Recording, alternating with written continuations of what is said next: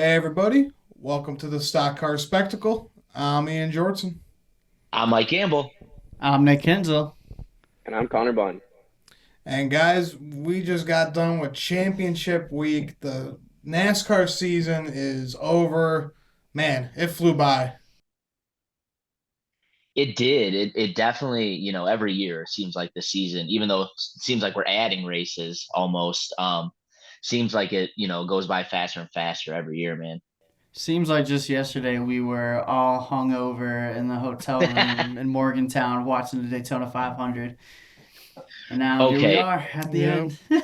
when you say it that way, that felt like it was 5 years Yeah. Yeah, it does. ago.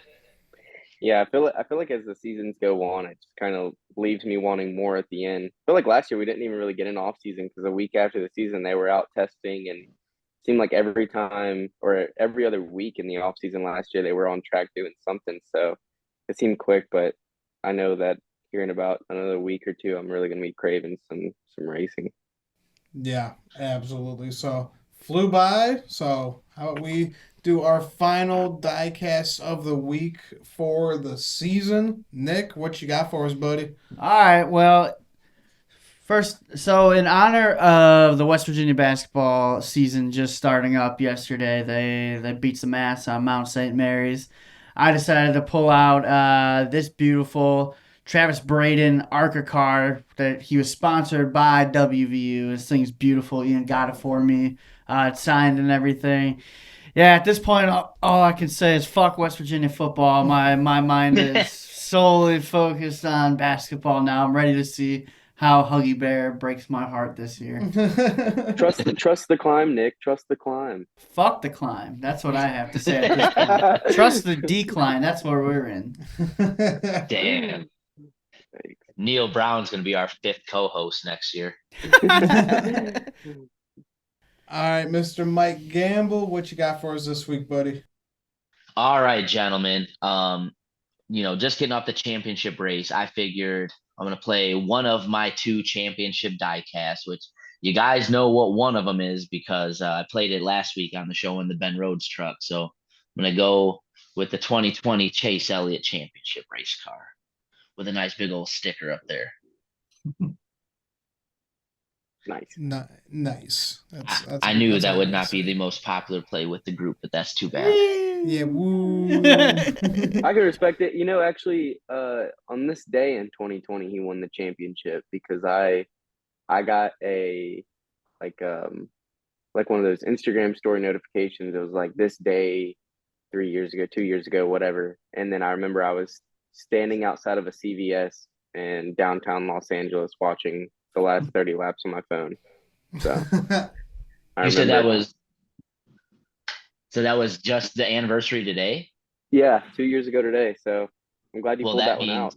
2 years ago to this day, that night, Mike had a nice little nappy in the breezeway at Uncle Oh Jimbo's man, there. I have the picture of that. It just popped up on my Snap memories. Yep. Oh He's just Christ. full on passed out on the couch in the breezeway at my dad's. We celebrate championships, fellas. Between me and Nick with Hemrick last year. What we do. You got to. Congrats. That's what we do, man. Glad all three of And you could so enjoy that's what this. we did. And then after Saturday, Connor had a Thai guava jamba juice deal as celebratory for Mr. Ty Gibbs. Yeah, it was a little bit of a like a high celebration and then like it tapered off really fast that night because obviously right when he won it, I was like super hype and stuff and I don't, unless I'm with you guys, I don't drink because nobody's peer pressuring me to. But uh so I just kind of was like, I don't know, I was just kind of celebrating in here by myself with my cats and then I think around like 10 o'clock I was like, all right, I'm ready for bed. And I just went to bed.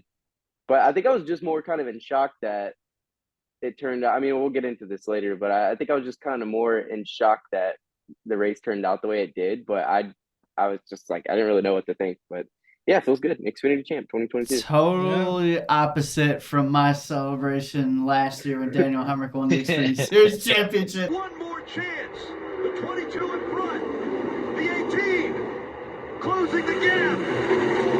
Oh my God! Yes! Yes! Champions, baby! Daniel Evans is the champion! Woo!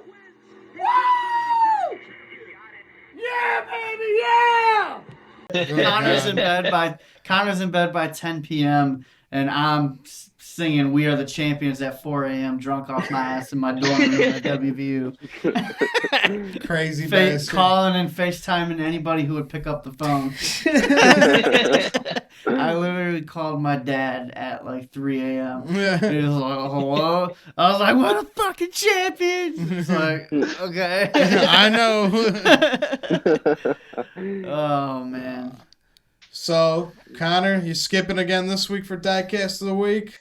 I don't have any diecast, but I'm working on something for next season. I'm coming out pretty. Plan on coming out with a little bit of something. Actually, I had Pat Loco text me today and offer up a Ty Gibbs diecast. So I'll at least have something. I'll have something for next year. Dalton's got something cooking up for me too. So Pat's dumping off all of his Ty Gibbs diecast. He's sick of them too. trying to wash his hands completely of Toyota. Over the last 2 days, I think he sent me about like every piece of Toyota merch he has, and he's like, "You want this?" I'm like, yeah, sure, I'll take it. Man, I don't know if you'll be able to get fit in any shirts. You can probably go camping in his shirts. Yeah, I was gonna say. Yeah, his shirts that might be a little skewed to my size. Hat wise, I should be good, and then any like I don't know other tangible products and stuff I'll be good with. But yeah, shirts I don't know. I don't even know what size shirt Dalton wears. I'm gonna guess on the side of like a large, and I'm like an extra medium on a good day. So let's see. All right, guys. So for my diecast of the week, season just ended, and we've seen some heartbreak before and in the finale, but I feel like one of the biggest heartbreaks was seeing old cousin Carl blocking old Joey Logano in the 2016 championship race and taking himself out. So I had to bring out old Carl Edwards, the number 19. Of course, I wanted to bring out Joe Gibbs' car with the news about Coy Gibbs coming out, with him passing away on Saturday night. So definitely want to do this tribute for Joe Gibbs Racing. Definitely really sad, and just thinking about the whole Joe Gibbs family and thinking about Ty Gibbs, and yeah, just another tragedy in the Gibbs family. Just really unfortunate. Yeah, it's I mean, yeah, so that's kind of just the span of the not even 12-hour span of how everything kind of went down from Saturday to Sunday morning. It's very unfortunate. Like even like the last 2 days, like my brain's just been scrambled. Not only because, obviously Ty's my guy and stuff, and I've somewhat kind of formed a personal relationship with him over the years, but just being a JGR race fan in general, it just kind of like it sucks to see, and then just the fact that it was right hours after his championship, and I just saw Coy last weekend at Martinsville, like I'm 10 feet away from him, watching him. It was crazy. He walked over to Victory Lane, kind of stood out on the side. Like Coy was a very quiet and reserved guy, but he was a very good, stern leader. Like you always knew where he stood with them. He was like the voice of JGR, and he stood on the side of Victory Lane, and every 20 crew guy who was walking out, pushing the car and stuff, he was slapping them on the back, good job and stuff. And it's just like it's crazy. You put things in perspective. It's just like so soon, 49. I mean, it's just I can't imagine like anybody losing their father like that, and especially like Ty, being so young and 20. I really hope he, the whole family gets like some closure and has like some really good people in their corner to lean on, because yeah, that's just like I'm just a fan, and I haven't been able to wrap my head around it, like what in the hell just happened. So yeah. I mean, I cannot believe, like I cannot even put myself in their shoes and imagine what they're feeling or what he felt in the span of Saturday night to Sunday morning. Yeah, it just sounds like really unbelievable that this kid he wins a championship and then yeah, the next morning his father passes away. It's Well, I think one of the just wildest things I've one heard of in the more NASCAR. chilling things is the photo of Ty Coy and his mom with the Xfinity Series trophy on the start finish line almost. Hmm. That picture was taken late at night, and then so Ty, and I hate it for Ty. I mean, and the whole family. Ty's feeling the highest of highs for the lowest of lows in literally under 12 hours. I can't Yeah. even imagine Yeah. what that's As like. as somebody who's lost a parent in a sudden manner, just to know what that's like, and imagine feeling that juxtapositioned with like the probably the highlight of your entire life and your especially certainly your career at that point. Yeah, that duality, I can't even imagine, what that could even be like. So yeah, thoughts and prayers with the whole Gibbs family and everything. Just yeah, just really, really sad, shocking news in our world. Yeah, and going back to the picture, like I can't even look at the picture anymore. Like I feel like I've seen it so many times. It's just like every time you look at it, it just like takes your heart and drops it right through your ass. And Hmm. Saturday, I just so happened like I follow Ty's mom on Instagram, and she posted like two things on her story Saturday that I just so happened to screen grab just because I thought they were funny. And one was I guess Ty got like this like electric like scooter type deal and stuff, and it was Coy riding it like in the motorhome lot. I just thought it was funny, and then she posted like a picture of her and Coy on the golf cart, I guess going into the track, and it said mom and dad, and that was literally like right before the uh the Xfinity races. So it's just like I Wow. don't know. It just like you kind of feel, and this is gonna sound crazy to say, but the feeling for me is kind of almost like when I found out was almost kind of like when I same reaction when I found out Kobe died. It's just like you almost feel like you have such a personal, close relation to them because you've been following them so long, and it's just like it's so gut wrenching. But yeah, thoughts and prayers to that entire family and the Joe Gibbs Racing family too. I mean, they got a lot of employees, a lot of people back there in Mooresville Hmm. who lean on Coy and stuff. So gonna be a tough few weeks, gonna be a tough off season for the whole organization, but I hope they're able to find some closure and peace and rise back up. One thing I will say though is that I'm happy that he at least he got to see his son win a championship before he passed away. He passed away happy. We at least know that he got to see his son the happiest that he's ever been.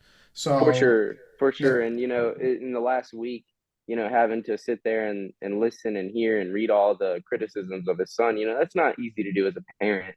Watching your 20-year-old son just get ripped to shreds by media, and it's what you sign up for, when you're in the sport and stuff. But from going from that side of the spectrum to the elation of seeing your son win the championship and then passing along after that, I mean, it's unbelievable. I still I'm like, there's no way. Like that's crazy. But yeah, I guess if there's a silver lining, seeing his son win a championship, that's pretty badass for yeah. for your last memory. All right, guys, and then one last piece of news that came out last week. After we recorded, it was announced that Jimmy Johnson's going to be going over to Petty GMS Racing, co-owning that team along with Maury Gallagher and Richard Petty. And it's going to be confirmed that he's going to be running a part-time schedule as well, starting off with the Daytona 500. So, gotta love to see that for Jimmy Johnson. One of the best of all time that's come through this sport. Coming back, he ain't done yet. And going to be helping out one of the most historic teams in NASCAR, too. So, as a Noah fan, I'm fucking excited because this is just going to make this team so much better. I'm Well, not gonna talk lie. about Oh, go ahead. I say talk about some shit that came out of left field. I Yeah. didn't hear even like a whisper about something like this. And the next thing you know, I'm sitting down and see something on my phone about Jimmy Johnson. I was fully expected to clip the banner thinking it was something with his IndyCar career. This was one of those I read. I stopped like dead in my tracks. I think I was like walking into Walmart or something. I had to stop and read it like right in the middle of the aisles. It's like, man, like that was some, like I said, just so unexpected for me. I had no idea he was even looking to get back. Yeah, and all the madness of what this weekend was, you kind of forget that this was, at least me, I just kind of forgot uh this was even announced, but it just kind of seems like Jimmy has kind of been here, there, and everywhere since retiring from NASCAR. First, it was part-time IndyCar and no ovals, and then it was full-time IndyCar, including ovals, and now it's back to the track in NASCAR. It's like, whoa, it's like Jimmy's kind of been he's been a tough follow in terms of what he wants to do, but it's always good to have a 7-time champion come back and be a part of the sport in some fashion. So I'm looking forward to seeing the races that he runs next year. Obviously, starting off with Daytona.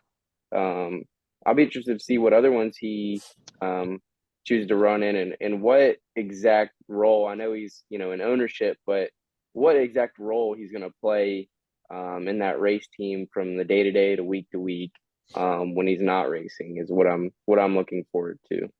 Yeah, I think this is just going to make that organization better. I mean, they're already a team that's kind of up and on the rise this year. Eric Jones had a phenomenal 2022 season, and now you're bringing in one of the hottest Xfinity Series drivers to drive that 42 car next year. And now you're going to also bring in 7-time champ Jimmy Johnson, and he's going to come in, he's going to evaluate that equipment, and he's going to give it to them straight. This is where we're at. This is how we're going to get better. And just having him around, I think, is just going to make that whole group just better. It's going to boost morale so much.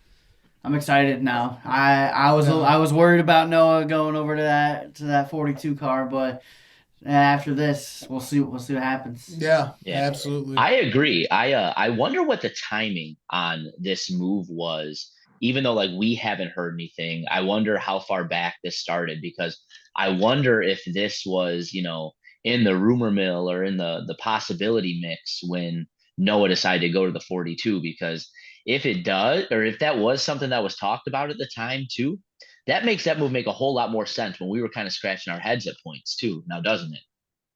From what I'm hearing, this Jimmy being interested, and then obviously to where we ended up on Friday, all of that took place in the span of a month or a little less, is from what I'm hearing. Yeah, Eric Jones and Jimmy Johnson, they share the same agent, and from what I heard, it was Jimmy wanted to get back into NASCAR, and he was talking with Justin Marks and Trackhouse, and then Hendrick, and then with him and Jones sharing the same agent, he's like, hey, why don't you come over here? And I guess it kind of just went from there.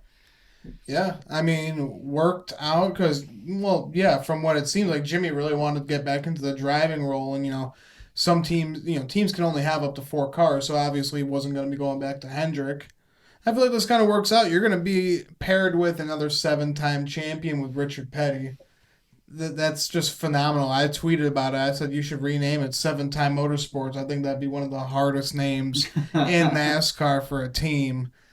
But yeah, this is going to be amazing. Can't wait to see what Jimmy does to help this team out. And I can't wait to see what they do with the 48, because they were talking and saying that Rick was saying that he would possibly give Jimmy his number back. So I'd rather have Jimmy run the 48 than the hack. So yeah, that's true. I don't. It's also kind of weird too, because Jimmy's name is not really attached to the race team, and it's kind of like that. Speaking, has anybody seen where the hell is Pitbull? Where's he been? I didn't see him a single time. He's this on weekend. tour, Heard baby. from him. Mr. Worldwide is Mr. Uncontactable. Has anybody seen him lately? I have not seen Pitbull or a lick of him since June. I haven't, but I do appreciate you of all people acknowledging that fact, because the shade you threw at MJ over how it's nice to see that come full circle. Yeah, hey, I mean, I'm a Charlotte Hornets fan too, and I've been going to games for pretty consistently for 3 years now, probably 11 to 15, 20 games a year, and I've yet to see MJ at a game. So he's absent in more ways than one. He doesn't care about that poverty program. He knows how much his own team sucks. Yeah, I hope he doesn't lead 23-11 down the same mark, but I don't think he's as hands-on as he claimed to be with the Hornets. No. I kind of hope he's hands-off with the race team. You just come, bring the publicity, and write the checks, baby. That's he's all we need. He's a paycheck and a name. That's his role. That's why Denny's there. He's the guy to handle competition, which is pretty much probably what I think is the same role that Jimmy's going to be taking over when he goes over to Petty GMS. I think he's definitely going to be, being taking over that competition role of ownership. So, yeah, I'm excited. He's going to be helping out Noah. He's going to be helping out Eric to be better drivers. And, yeah, it's going to be a fun season next year. Going to be a fun future for this team. Yeah. Because Maury Gallagher, he is the owner. He's got majority owner. Richard Petty is just there. Petty's a mascot. He's Let's be just honest. there as a mascot, and then yeah, like you say, Jimmy Johnson being the guy on the competitive side. Yeah. So yeah, this is a good partnership, and I'm excited to see where this takes. Stoked. Where it takes them. Yep. All right, guys. So with all that, let's get into our championship race review. Let's start off with the truck series and old Zane Smith. He had the truck to beat. He won the pole. He won stage 1, and he won stage 2. This kid has been fucking phenomenal all year, especially, he started off the season with winning at Daytona. Just been so consistent, been capping off wins throughout the year. And, yeah, just showing it throughout this championship race. I mean, to be honest, out of all the championship races, this is probably the one that went probably the most I thought it would. We said on our preview show with Kinsel's Classroom for the championship edition that, Zane's been the best truck all year. He's probably going to be the guy to do it. So this is probably the one to me that played out the closest to what I thought was actually going to happen. Yeah. Yeah, I'm not gonna lie. The 10 p.m. start or the 10:18 start to the race was a little wonky to me. I lasted like a stage and a half into the race, and not because I was not interested, is because it was so damn late. And I woke up and saw that Zane won and stuff. But I mean, yeah, very deserving champion. Just dominating truck. It's just yeah, I'm happy for him, and it's cool to see him kind of not rebound, but show that he's a very talented driver. He was at Junior Motorsports for a year, and when you kind of get demoted back to the truck series, it kind of puts an asterisk on your name. So I think a lot of teams are kind of eyeing him and his abilities. So good for Zane. I just have a hard time believing that 10 p.m. is too late to watch your twin brother win a championship, dude. Hey, Zane and I do kind of look alike. I don't know. If Zane Smith and Ty Gibbs had a baby, it'd be you. Honestly, probably something like that. I will say though this was a very exciting truck race. I mean, the three-way battle, it came down to Zane Smith, Ben Rhodes, and Chandler Smith. Boy Tom Jeske. Yeah, because he brought out the late race caution. That's why. That was my pick. He fell out of contention. I'm glad this show would have been so much more I'm getting my laughs fun if now. Jeske won. I don't need to get a die cast. I don't need to wear no stinking T-shirt on here next year. Because he does what he does best, choke when it matters. Man, I really did think though that this was Ben Rhodes was going to be a 2-time champ up until that caution came out. He was leading at the restart. He was leading, but no, even if that caution didn't come out, he was going to hold him off. I don't think that Zane was going to get there because Zane Smith. He pitted and he restarted like 9th or 11th or something. 12th, actually. Yeah, 12th. And he drove up there pretty quick. But once he got into second, he could not get around the 99. So had that caution not come out, it would have been a different story. And we would have had another incredible post-race press conference with Ben Rhodes, which I was very much looking forward to. Yeah, I mean, Nick, you hit the nail on the head. Ben's a 2-time champ without that late caution. So...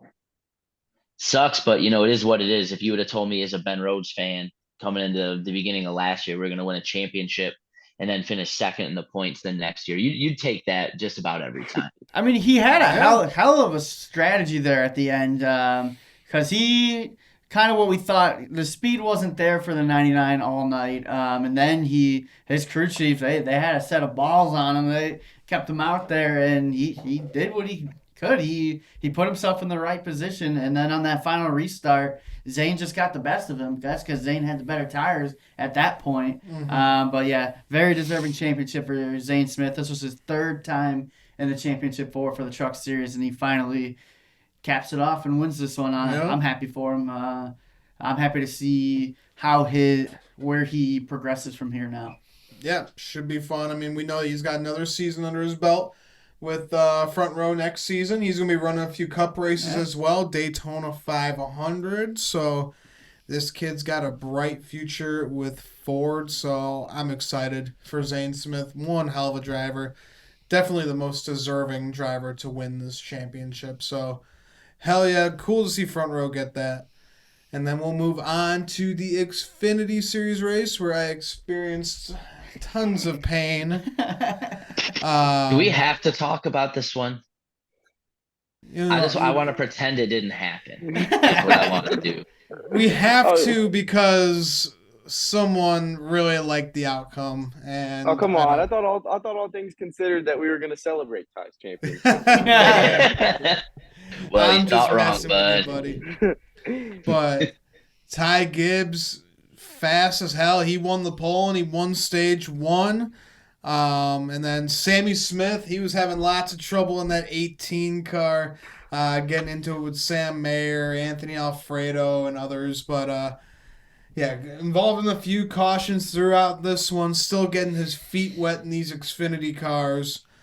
And number 9's crew kept fucking him throughout the whole race, giving him slow-ass pit stops, just ruining his race, really. But no matter what, Noah could not catch that 54. Ty Gibbs was the class of the field. They gave him the best race car he's ever had, dominated this race, and went on to win his first championship. So good for Ty Gibbs. He won it fair and square. Noah tried to dive it in there a few times, but just couldn't touch him. But congrats to the kid. He fucking did it. I would have been interested to see what Noah would have done had he got close enough, or if there was a couple more laps. But yeah, I mean, I wasn't on the show last week, but one thing I was thinking about is with 3 JRM cars in the Final Four, they kind of had to divvy up their equipment and divide it up into 3 cars. I mean, Josh Berry, I wasn't sure. I texted you guys this. I wasn't sure if he knew what state we were in. Yeah. That's how off the 8 seemed. But I mean, from the drop of the green flag, if there's one thing Joe Gibbs Racing does in the Xfinity program really, really well at Phoenix and almost everywhere is they build missiles for that track. So when the 54 they dropped the green flag and he kind of took off and pulled off a turn 2 by like 4 car lengths over a second, I knew that Ty was going to have a really, really fast car. It was just I was nervous I was waiting to see like, okay, what is it that's going to take us out of this race? I don't think we were going to get junked. I just thought we were just going to get used up. But that never happened. It was just a clean race, which I'm glad it was because I thought, you know, biasness aside, I thought it was a hell of a race. You had the 9, the 7, and the 54. Like there was a time where the 54 the 7 and the 9 got around the 54 and it took Ty like a good 30, 40 laps just to get right back around him and stuff. So I thought that was the definition of like hard racing at its purest. And obviously like the outcome, Ty 2022 champion. But yeah, I would have been interested to see what would have happened had Noah had like a lap and a half because he was catching us. I was listening to Ty Scanner and I was getting a little nervous. We know what Noah was saying about Ty all week. We know that Noah does not like him whatsoever, but I don't think if Noah would have, stooped to Ty's level from last week, I don't think he would have full-on dumped him. I think he just would have moved him. He would have given him a bump and run. He would have shoved him up the track. Yeah. These past few months, even after Road America, Noah has really, really matured. So, I don't know. And, Ty's a better man than I am because after, if I was him and after hearing everything Noah was saying from getting out of the car at Martinsville literally to the day of the race, I would have been driving that 54 out front with my one hand on the wheel and the middle finger out the window. every single lap would have made sure that 9 was getting the middle finger. So I'm glad it turned out the way it did. I'm glad they raced each other hard and no JRM cars. And I actually gained a lot of respect for Sam Mayer there at the end. He could have at least, really raced the 54 and really made it tough on him, but he let him by. And what a horrible teammate. See, here's the thing. Here's the thing about that, though. Sam Mayer doesn't like Ty Gibbs, but Sam Mayer also doesn't like Noah Gragson. Those two don't like each other either. So he's kind of just like, He's like, no, I'm good. Yeah. Does Sam Mayer and Gragson not like each other? Well, Gragson doesn't like Sam Mayer. Sam Mayer, I think I think it was at Martinsville in the spring. He Oh yeah, wrecked I know what Noah. happened there. Yeah, he wrecked Noah, and he's just done a bunch of stupid shit. I've never really liked Sam Mayer, and yeah, I don't know. Sam Mayer's just kind of proved that he's just another Michael Annette, basically. So, yay. Well, Michael Annette would have set the block, fellas. I'm telling you right now. Michael and that had That some balls that on him. that Yeah. pilot numero uno would have been a pylon out there. I tell you what, I remember Sam Mayer from back in the day when he was racing and in the Cars Tour and ARCA, but they would circle around to South Boston, which is like a good couple hours down the road, and I would go. And I remember this one race. He always, any car that was brought there with his name on the door or above the door was just super fast. And I remember somebody really raced him down and ended up getting around him, and this was like lap 35 of the race of a 200 lap feature at South Boston, and they ran him down from third and just got around him, never touched him, never moved him anything, just got right behind him. Like, he got a little bit up the track and got around him.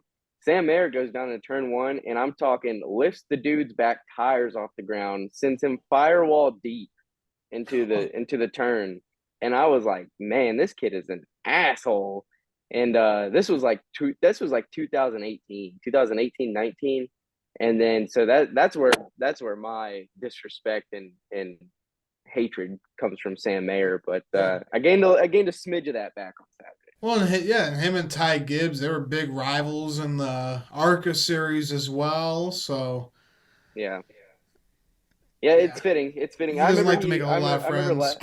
I remember last year at the Fall Martinsville Xfinity race, it was like Sam or Ty and then Sam. And they come off turn two, and Ty literally brake checked Sam, and Sam ran into the back of him and busted his radiator. I remember watching that live and I was like, did he just brake check him like off turn two? Like these guys genuinely hate each other. Yep. So gotta love these rivalries in NASCAR, and just gotta love the Noah Gragson Ty Gibbs rivalry building up to. It's just crazy. They used to be friends years ago, and now got some bad blood on the track, and now both of them. Most likely, Ty is also going Cup Series racing as well. Nothing officially has been announced yet for Ty, which is weird. They Well, got remember, that car it open, took but them so long to it took them so long to announce that he was going to the 54 full time last yeah, year. Well, we all knew it was happening. It's a matter of time. There Yeah. would have to be a lot. they're still editing their whole promotion video for it. That's what they're Well, doing. They yeah. want to make it perfect. Well, I wasn't on last week, but I stopped and talked to Jordan Bianchi for like 30 minutes at Martinsville, and somebody came up and asked like, "Hey man, is Ty going in that 18?" And or is that confirmed? And Jordan was like, "Yeah, like it's confirmed." And they were actually going to announce it after Texas, but then the Texas pit road incident happened, Oh, and they no. didn't want to announce it right after that. And then the formal plan, and then they were still trying to figure out whether it was going to be the 54-18. Ty and his side was pushing for the 54, but long-term sponsors like DeWalt, Interstate Batteries, they wanted to still be associated with the 18, which I think is nah. And then the plan was for 2 weeks after the season for the whole driver lineup for Xfinity and Cup to be announced, but that's still to be determined now with the turn of events. So yeah, it's definitely not sponsorship. Right? I think everything's secured down. They've just tried to. It sucks. They've tried to find the right time to announce it and have not been able to find that yet. So I think they should just roll up at the Clash and just unload the car and that be it. Yeah, right. Who fucking cares what number it is? All right, guys, let's move on from Saturday. Congrats to Ty Gibbs on winning the championship, and then let's move on to Sunday. Of course, Coy Gibbs, he passed away, so Ty Gibbs was not racing on Sunday. So Daniel Hemrick came back to his Toyota roots. Right now, he's a Chevy driver. Came over and helped Literally, Toyota. He was the only guy that could fit into He's Ty the only Gibbs' guy fire that suit. could fit into his fire suit, fit into his shoes, and fit into the seat. That's the only reason that Daniel Hemrick drove that car. Hemrick on must Sunday. be tiny, man.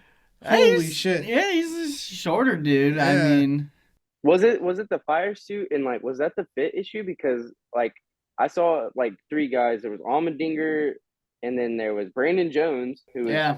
by the car, and he's a small dude. Yeah. And then Hemrick, like Hemrick, for me, that was way out of left field for me. Like, I did not expect Hemrick. Well, But- once AJ went in there, then it kind of made more sense for Hemrick because AJ was already listed to drive the 16. So then if AJ goes and drives the 23, then he drives the 16.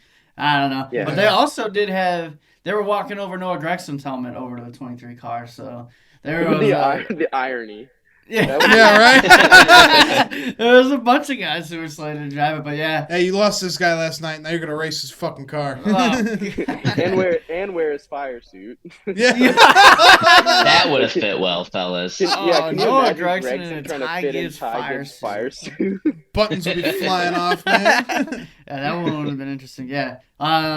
Obviously, unfortunate circumstances, but it was still pretty cool to see Hemrick ride with 23:11 for 312 laps. Yeah, right. It was Top like 20. it was a one-day contract. I felt like he's like an emergency goalie in hockey or something like that. Like, we only need you for today, bud. Then nope, we'll He's see like you that later. accountant that the Yeah. Blackhawks Yeah, that's got what for that I'm saying. one game and got his shutout. Top 20 though. I think he finished 17th. 17th. I mean, Yeah. respectable Respectable. ride. Respectable Better than cruise the for Mr. shitty ass 16 car. I'll say that. Yeah, right. Well, if it wasn't But- for Poppy Bank, he should just walk in Poppy Bank and say "fuck you" and go back to Gibbs, and he'd have some quality of life. you Yeah, know? right. Or if Joe just wanted to be a nice guy and not just give him paychecks for top 5 finishes. He wasn't getting paid unless he finished in the top 5. Yeah. So, Hopefully, if Trevor goes driving, he'll treat him better. oh, he's a Jesus boy. Of course he will. Yep. He's a man of Christ. All right, guys. So Joey Logano won the pole, and he won stage 1. It was Team Penske all day because Ryan Blaney won stage 2. And then Daniel Hemrick was getting some camera time as well. He was making it 4 wide on turn 4. Ended up spinning out Tyler Reddick and Michael McDowell. But hey, that's He not was your in the- car. he You was don't in the- care. He was in the car for one day. That's not his team, not his sponsors. Nothing He don't to give a lose. fuck. He's like, I'm gonna go do what I want to do. Yeah. I'm just gonna have fun with it. Yeah, He so blended right in well with the 23 car, how it's been running the last few months. You know, the goal and objective for that car is just to go and, you know, make sure that you're just logging laps and you're invisible out there. Nah, 4 wide off turn 4, one race deal. And just junking them. Then screw it. You know, I almost made the exact same joke, but I'm like, you know what? He just won his championship. I'm gonna let Connor have it just for a second. But you had to go ahead and throw the joke yourself. It's just the similarities, man. It was just like, and the shame, the shame is the 23 car this weekend, like in practice and qualifying, was really fast too. So Yeah. you know, I guess that's a little bit of silver lining. But yeah, just 4 wide off turn 4, just calls in a parking lot on the front stretch. Like, good job, Henrik. You said, fuck it, man. And then Chase Elliott gets chastained, but no, seriously, that was a whole racing deal. That was basically with what happened with Carl Edwards and Joey Logano in 2016 in Homestead. Chase Elliott went for a bad block, and Ross Chastain tried to go on the inside and just resulted in the 9 getting spun out. But hey, I'm not too mad about that. 9 was out of contention after that. Eh. Well, listen, I don't. After watching it, I don't think that's anybody's real fault in that Yeah. incident. I would even say Racing that the 9 was throwing a block. To me, it was more of the 9's looking to get out and do the same thing that he did. But we have the luxury of watching on television where you can watch it in slow motion, slowed down, zoomed in. I mean, in the car, those were making those moves at split-second differences. So to me, that's all we really saw. There was 2 guys going for the same amount of real estate and just didn't work out. Yeah. Well, to me too, like Chase kept asking on the radio, like, was it his fault? And I think that tells you kind of all you need to know, because if he already had his mind made up that it was Ross's fault, then that wouldn't even be a question. But it was just, to me, it's just one of those racing deals, especially with the final 4 guys, just 2 guys going for one spot there on the restart, and nobody's going to lift. I mean, why would you do that? And yeah, so turn. I'm surprised. I thought the way he hit the wall, I was like, there's no way they're going to get that car rolling. And then you look at it, and it obviously lost speed, but it didn't seem like it did much damage cosmetically to the car. Yeah. He Yeah, was no, able to finish the cosmetically, it race. didn't look too much different than before the accident. Yeah, absolutely. So, yeah, he was still able to run around, cruise around like what, 1, 2 laps down.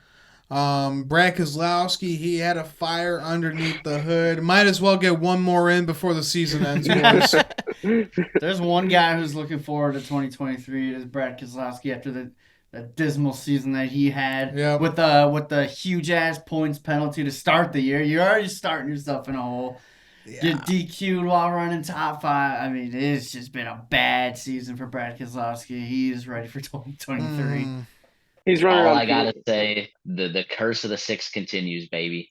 I don't Yeah, ever want to see anybody have success in that car. he's running out. He's running around Phoenix, just festering in the car that Joey Logano is about to win a championship, just driving away with it. And he's like, I've caught on fire a few times this year. And he looks down at the grenade and he's like, fuck it, I'm gonna pull the pin. Pulls the pin. That thing grenades on the front stretch. He's like, all right, I'm good. I'm out of here. All right. Jeez. And then Joey Logano cruises his way to a second Cup Series championship.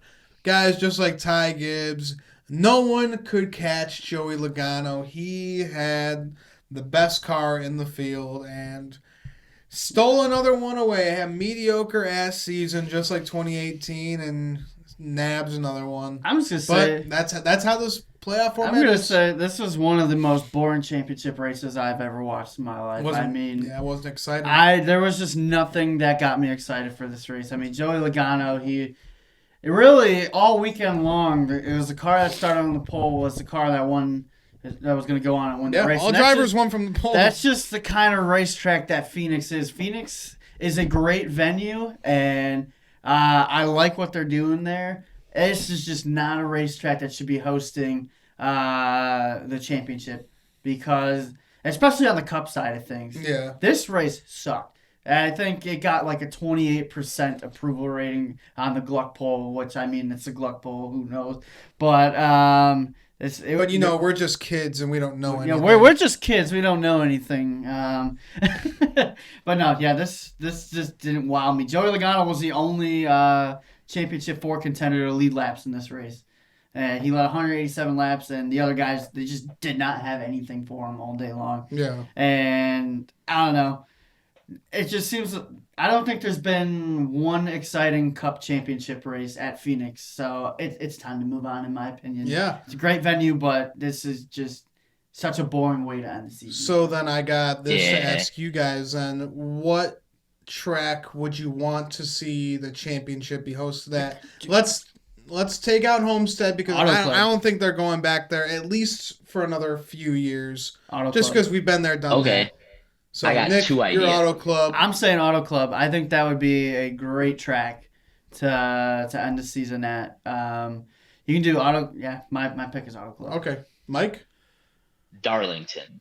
Darlington. That would be bad. That would be dope. As tight as that track is, as perfect you have to be with your wheel and everything, with the pressure of a championship on your shoulders to do that as well. I think the racing at a championship in Darlington would be ridiculous. I like it. Connor? I'm gonna go Charlotte.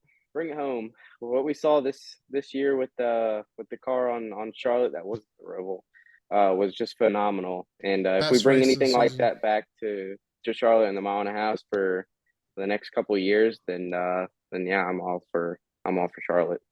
Yeah. For me, I think I gotta say Las Vegas, or I was even thinking Charlotte too. Like right now, those are our 2 best mile and a halves. But I'd say even for maybe chaos, do like Martinsville or Bristol. I think Bristol would be a phenomenal championship race. It would be chaotic as all hell because it's Bristol, but no, but my number one pick would definitely be Las Vegas. I think that's just such a cool track, and it's the weather is always hot, so you're set for a championship race in November. This may be a long shot based on development, but I wouldn't mind seeing like Nashville Fairgrounds or North Wilkesboro eventually hosting it, just to bring it back full circle to grassroots. I mean, we Yeah. already host the banquet in Nashville. So why not entertain having the chance? And obviously that city's booming. So it's like, why not entertain the thought of hosting the fairgrounds as a place for the championship spot? All right, fellas. Chicagoland. Who says Oh, no? yeah.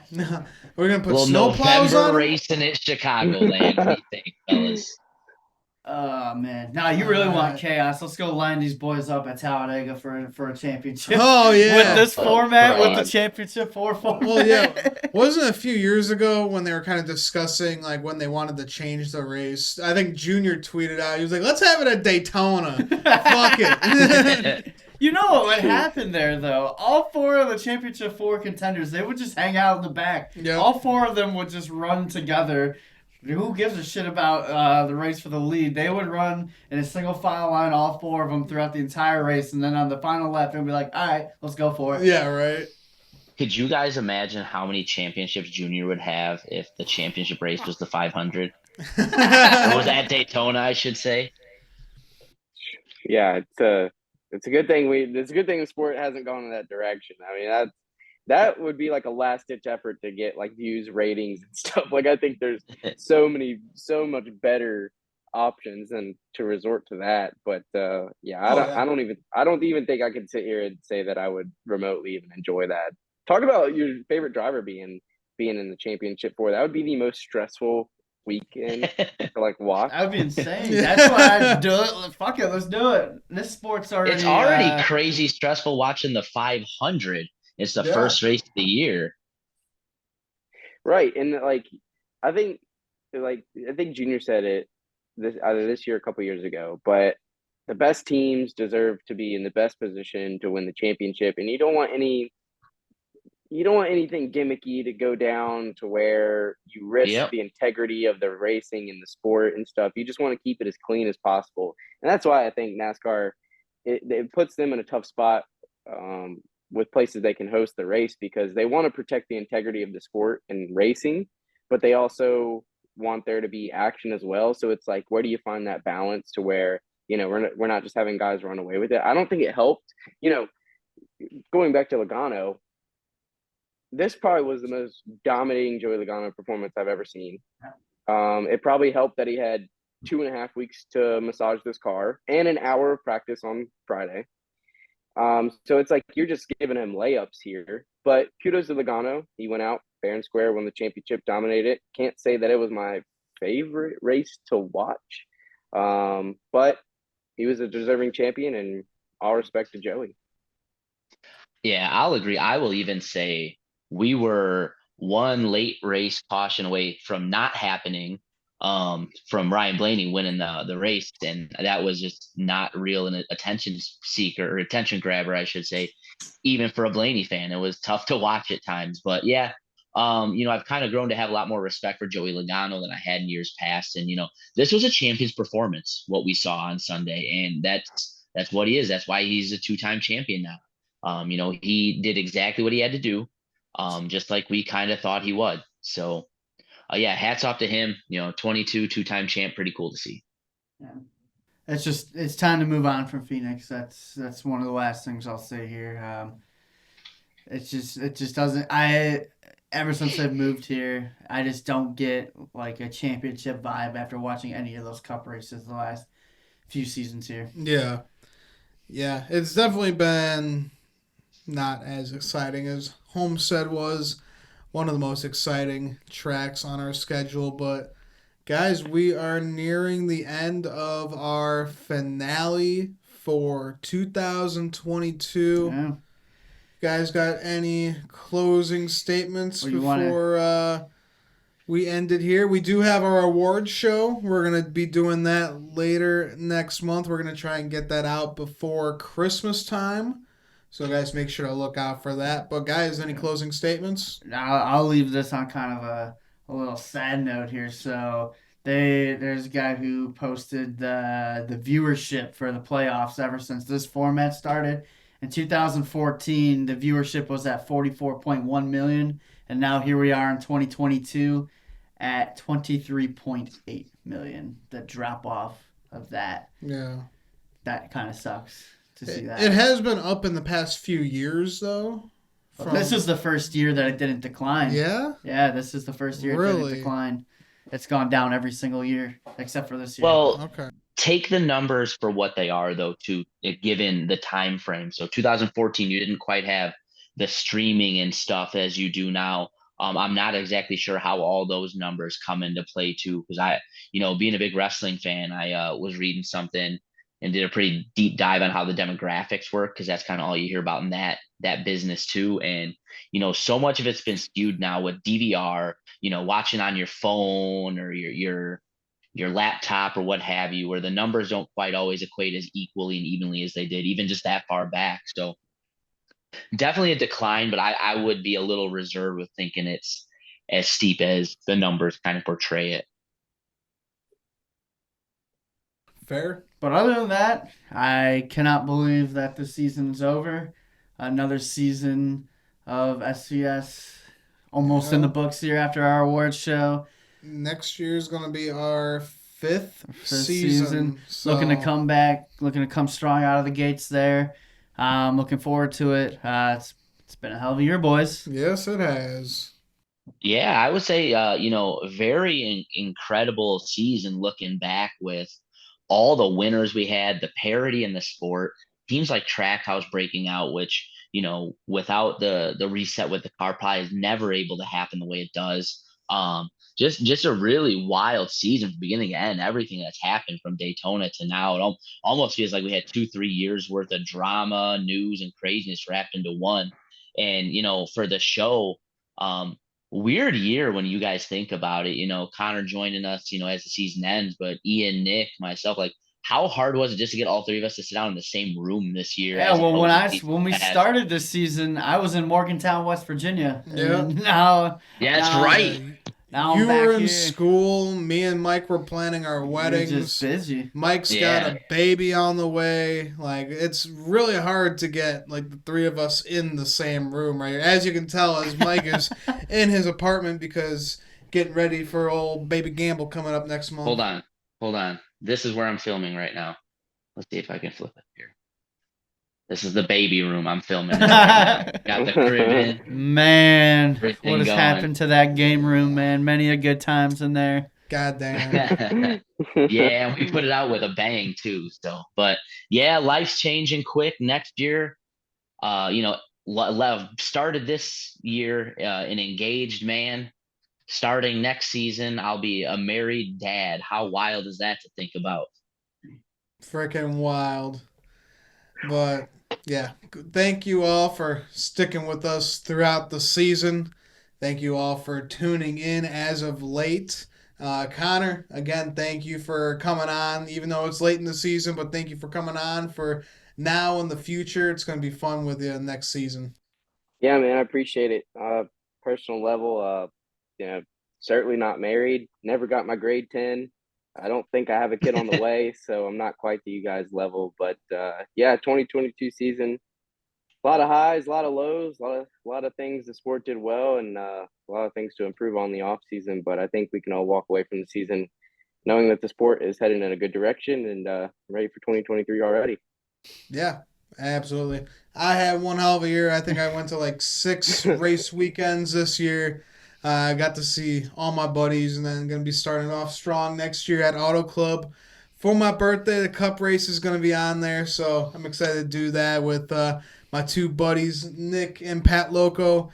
Mike, I know you're going to be a dad, so I know you won't be able to make it, but maybe we'll bring a cardboard cut out of you or something. There you go. I'll be there in spirit, fellas. I'll be sleep deprived, probably half awake watching the race on my couch with my daughter in my lap, so. And some spit up on your shoulder. That's all right. Well, we understand. that I'll probably just ignore and go, yeah, whatever. Okay. You don't have to give me too much of a reason to scoot back to LA. So let's not rule out Connor not making an old appearance at Auto Club. Shit. All right, C-Bond, I'm just letting you know we are staying away from LA. We got a hotel in Fontana, so we're staying on the outskirts, buddy. Fuck that. I know it's like a good hour and a half, 2 hours. Yeah, we'll be in Los Angeles for all of an hour, and that's just getting out of there. Yeah. So who knows how long. It's going to be a while. I don't know. We're flying into Orange County, so we don't have to worry about it. Yeah, we're flying in on the outskirts of LA to begin with. So Okay. Yeah. Well, shoot, man. OC is like getting out of there sometimes, depending on when you land and stuff, can be treacherous.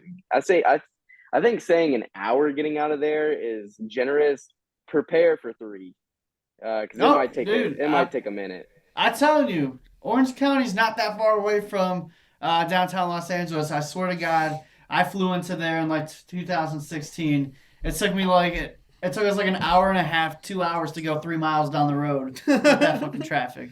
Yeah, man, it's gonna be crazy, and with them going back there this year for the Clash and stuff as well. It's that's one race I'd like to go to as well, but just the logistics around it, I don't know if I could. I don't know if I could bear that LA headache for half a week leading into a weekend of a race. Like a race weekend in general is a little stressful as it is. Bearing LA and on top of that might be a little too much. Yeah, right. All right, everybody. Well, that will about wrap it up for us this season for 2022, the 4th season of the Stock Car Spectacle. Guys, if you haven't yet, make sure to like our video and subscribe to our channel. Go and look back at our videos from this year. Check it out. And if you haven't yet, make sure to follow us on Twitter and Instagram. That'll do it for us. I'm Ian Jortson. I'm Mike Gamble. I'm Nick Kinsel. And I'm Ty Gibbs. Connor Bunn. We'll see you at Sunday service, buddy. Yeah, appreciate it. Have a good off season, everybody. We'll see you in about a month for the award show.